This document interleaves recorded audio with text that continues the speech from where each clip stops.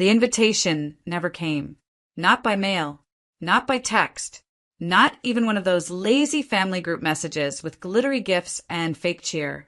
But I found out anyway because my aunt posted the save the date on Facebook.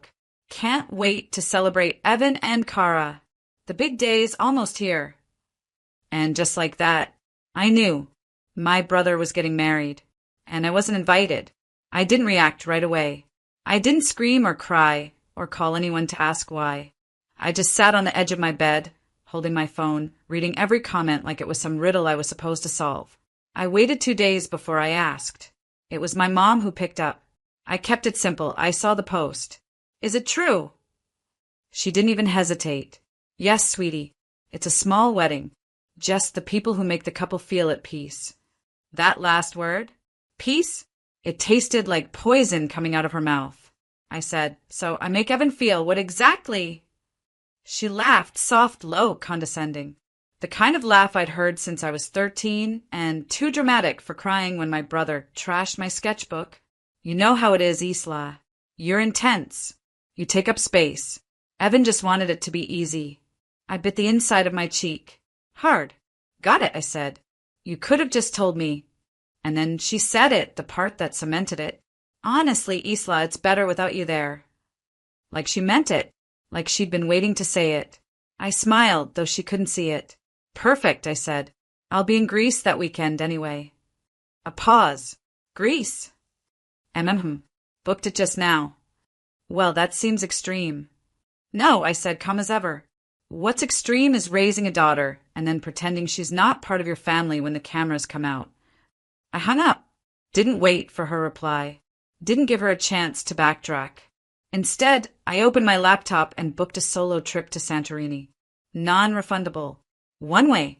My name is Isla James. And from wherever you're watching this video, stay with me. Because the day they decided I didn't belong was the day I stopped asking for permission to be seen. It didn't start with the wedding. Being left out was just the final, polished version of something I'd lived with my whole life. I was always too much. Too loud when I was excited. Too sensitive when I cried. Too opinionated when I noticed what no one wanted to say out loud. And my brother? Evan was the golden one. The calm one. The center of the family. He could skip my birthday and still be praised for working hard. I'd forget to return a call and be guilt-tripped for a week. I showed up for him. Every time. When he broke his ankle during finals week. I cooked for him, tutored him, helped him pass his classes. When his last girlfriend cheated on him, I sat on the phone with him for 3 hours while he vented. When he lost his job, I helped edit his resume and referred him to my boss. But I was never the easy sibling. When I got promoted before him, it was don't rub it in. When I left an abusive relationship and went no contact for 6 months to rebuild my life, I was being dramatic. The worst part? I believed them. For years, I let myself believe that if I was just a little quieter, a little smaller, a little easier, they'd let me in fully. But every time I handed over a piece of myself, they asked for more.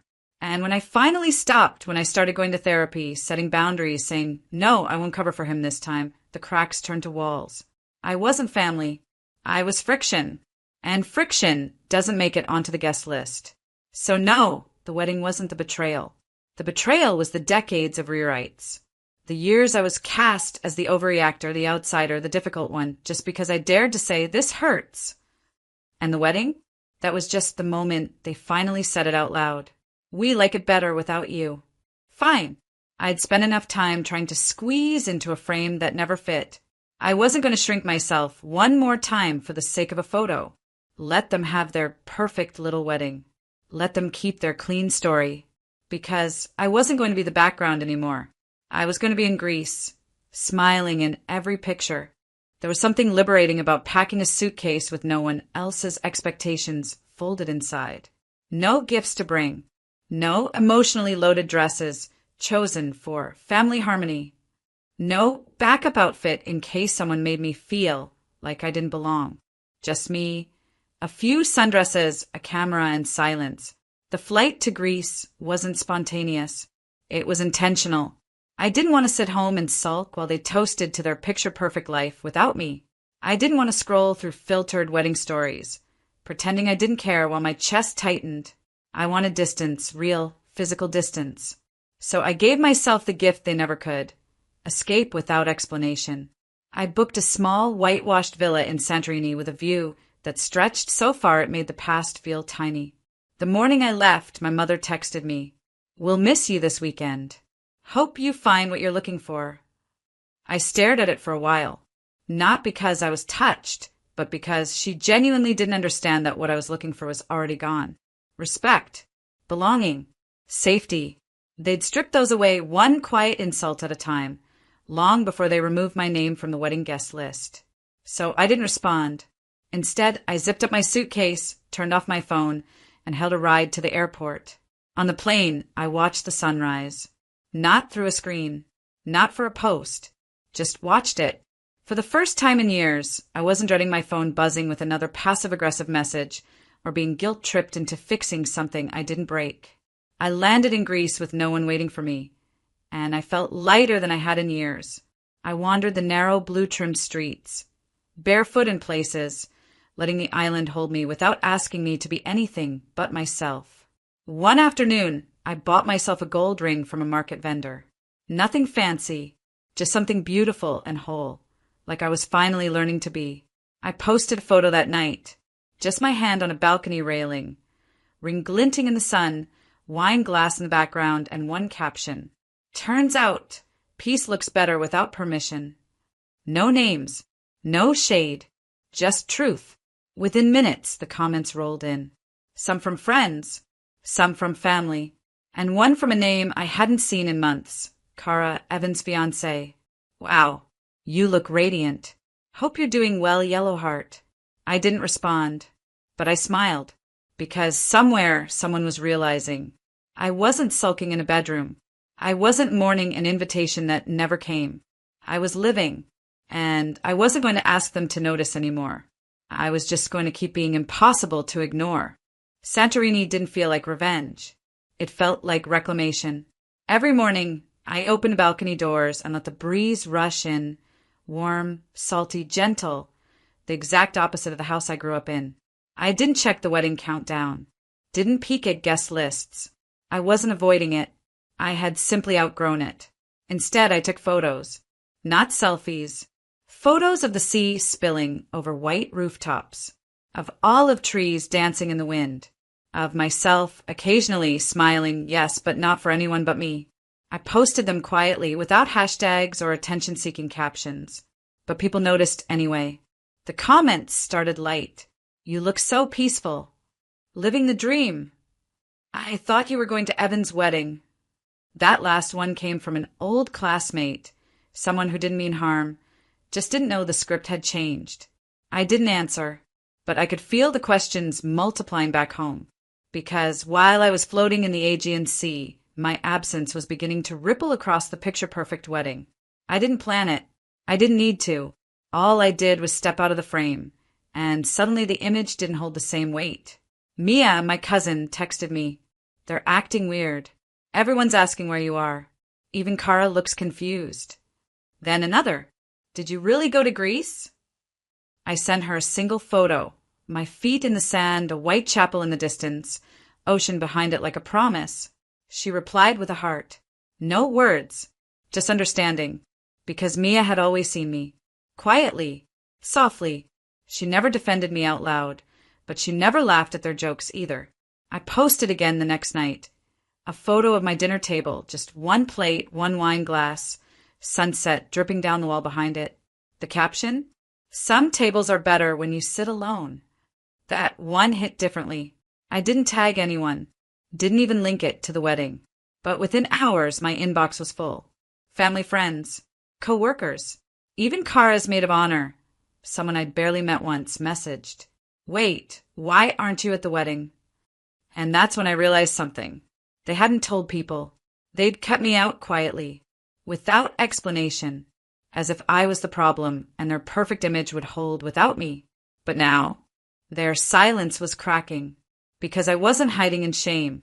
I was glowing in Greece, and every photo I posted, every quiet joy I shared, made their story harder to tell. They could paint me as dramatic until I looked peaceful. They could call me selfish until I looked free. They could say I wasn't missed until people started asking where I was. And just like that, the girl they tried to erase became the headline they couldn't control. The wedding day came and went without a word from me, but the silence I left behind, that showed up on time and loud. I woke up late that morning, the Greek sun spilling across my bed. I had no alarms, no obligations, no outfit to approve or speech to rehearse.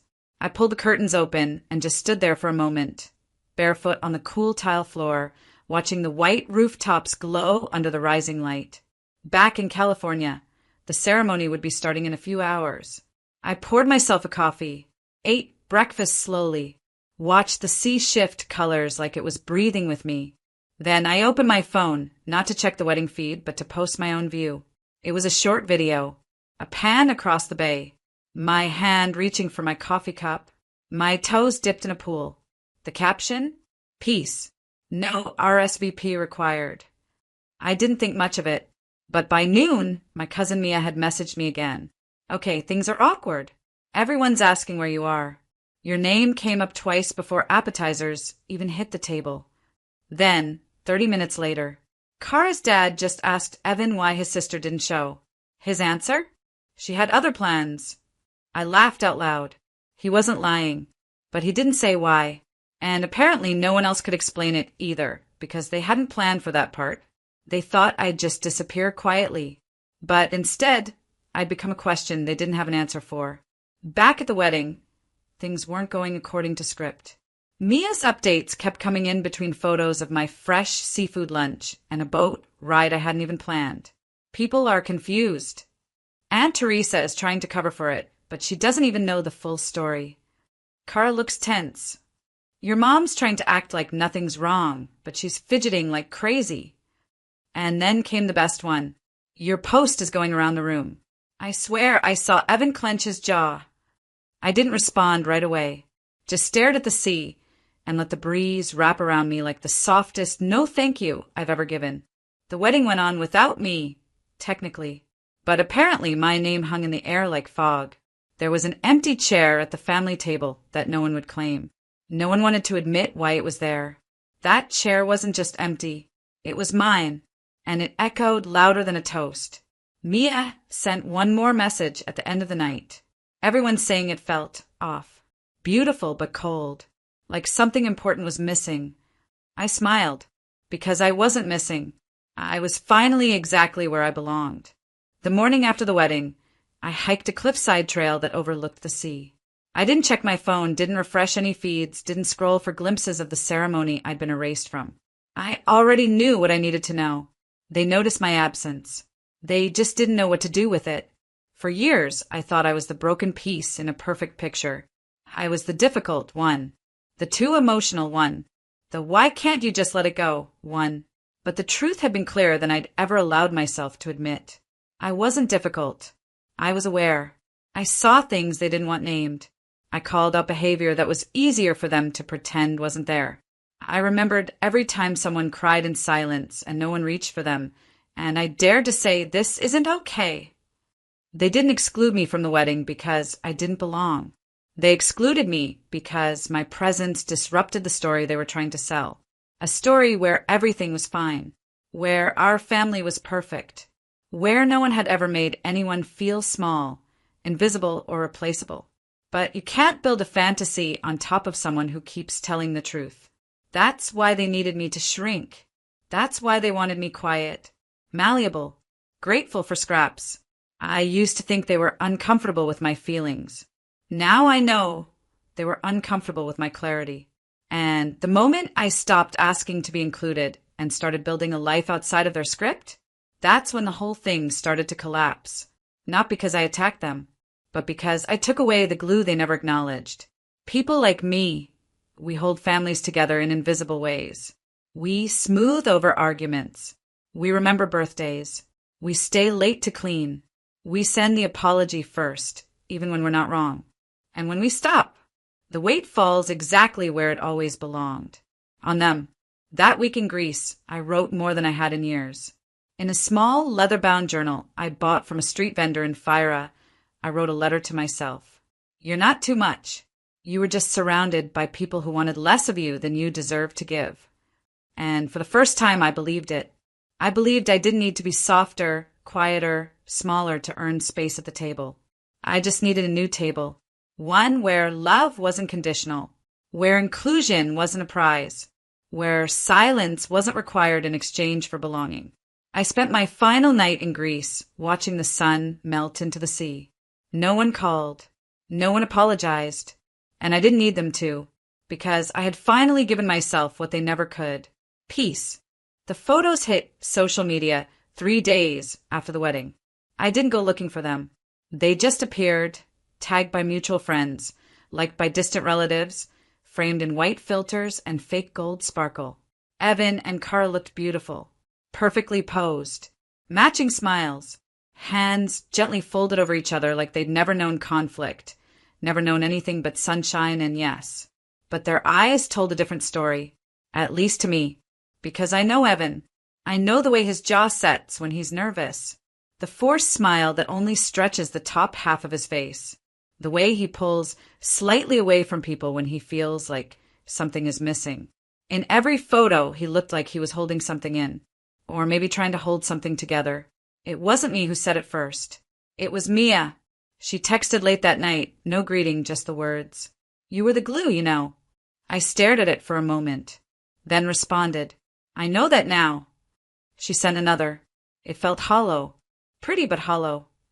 That line stuck with me, because for all their effort, the catering, the florals, the $10,000 photographer, what they couldn't buy was energy, connection, the warmth that fills a room when everyone there actually wants to be.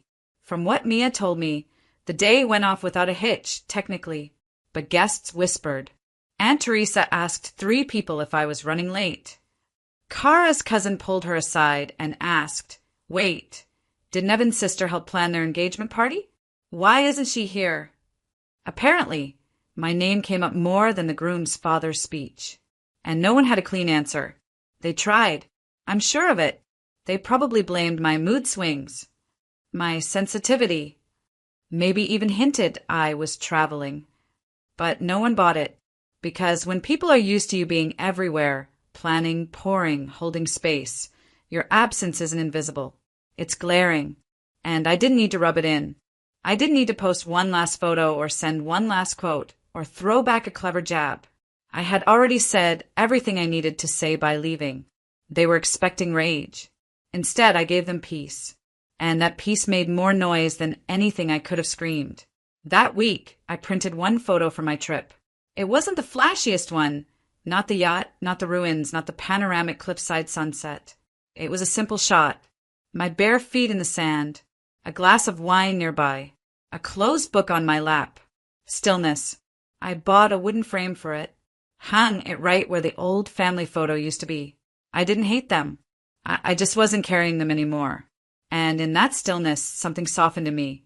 Not the part that wanted to be included, but the part that finally understood why I never really was. I wasn't built to play a background role in a story I didn't write. And now, I had stopped auditioning. Somewhere along the way, I stopped checking for messages from them. It wasn't a decision. It was a shift, a subtle internal rewiring. I just no longer needed to know what they thought. I didn't need the apology, didn't need the explanation, didn't even need the justification for why they did what they did. Because I finally understood something no one had ever said to me directly. I wasn't the problem. I was the mirror. I was the one who reflected everything they didn't want to face. Their favoritism, their cruelty, their silence. They could manage a dysfunctional family dynamic just fine, as long as everyone agreed to keep pretending. But I didn't. I asked questions. I named things. I didn't laugh at the jokes that weren't funny. I didn't play along with the gaslighting when someone tried to rewrite the past. And for that, I was branded difficult, hard to be around, uninvitable. Because if I was in the room, someone might have to face what they buried under years of fake smiles and bad toasts. They didn't want healing. They wanted harmony, even if it was built on silence. I used to think I had to earn my way back in. Be easier, be nicer, be smaller. But the truth is, I could have shrunk myself to nothing and they still would have found a way to say I was too much. Because the problem wasn't me. It was that I saw them clearly and didn't flinch. And once you stop flinching, you stop fitting. So I made a life that doesn't require me to. A few months after the wedding, I hosted a dinner at my apartment. Not a party, just a gathering. 6 people. Mia came, of course. So did Jules, my old roommate, and Danny from work, who brings joy with her wherever she goes. A couple I met at the wine shop arrived late with homemade bread and 2 extra chairs. We sat around my small table and passed food like it was ceremony. There were no speeches, no performances, just laughter. Real, loose laughter, the kind that rises from the chest and doesn't care who's watching. At one point, Mia leaned over and said, this is what family feels like. And I nodded, because she was right. Family isn't who claims you when you're useful. It's who holds space for you even when you have nothing to offer but your full, imperfect self. I still think about that wedding sometimes. Not with sadness. Not even anger. Just awareness. They'll tell their version of it forever. How I chose to miss it. How I distanced myself. How I overreacted. That's fine. Let them have their story. Because I have mine. And mine is quieter but truer. Mine is about walking away from a table that only served guilt. Mine is about sitting alone in Greece and realizing I was never hard to love. I was just surrounded by people who didn't know how. Mine is about becoming a woman who no longer needs to be seen by the wrong people because she's finally seen by herself. So no, I wasn't the problem. I was the reminder of what they did, of what they ignored, of what they lost when they pushed me away. And now I'm the one who chooses where I go, who I hold, what I build. And I choose peace, the kind you don't have to beg for.